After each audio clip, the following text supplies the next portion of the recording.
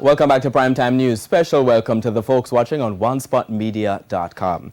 Up first this evening, the National Water Commission has come under heavy criticism for how it manages natural water resources. It comes from residents in East Rural St. Andrew who, despite having a number of springs and rivers, are without water in their taps. Hope from the Hope River, at least for residents served by the Mona Reservoir, which up until recently was approximately 32% of its storage capacity. The Hope River, one of several water sources which flows into the Mona Reservoir, is also the source of merriment for persons living in St. Andrew and elsewhere, much to the annoyance of some older folk who argue that rivers must be preserved now more than ever because of frequent water lock-offs. You have to boil it. Why? Because everybody be in the river now. In fact, some residents in rural St. Andrew question why they are subjected to water restrictions in the first place.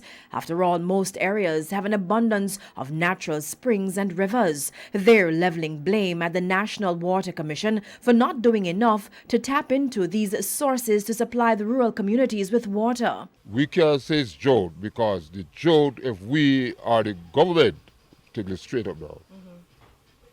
Come up here into this little community and build a catchment, a reservoir, and back up the water, get somebody in the community to work there, to help to pump the water back to the district. The people will have water. Residents in communities like Penfield, Sugarloaf and Mount Industry have skillfully connected to underground springs for domestic use. Where we get water from, nobody lives there. It's in a gully, and people from Mount Industry have their own spring too. So you see different springs. So we attach pipe to the spring, and it's the community people them same way have to do it.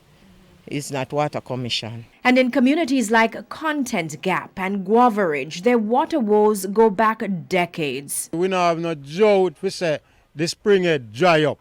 The spring head still active. Water run up by spring head. So if water don't up at the spring head, we should be able to have water down here, so same way. 2 to 3 days we get rain.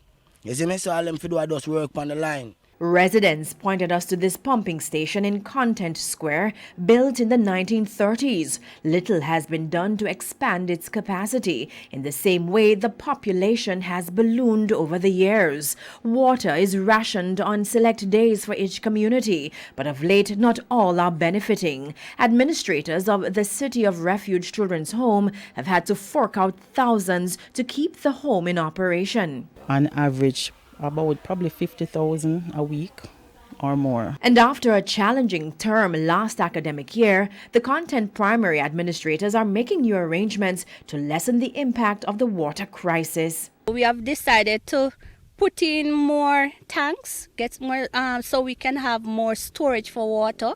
So we are trying to do that. However, we hope that by providing more storage, that the water will have water to meet our needs.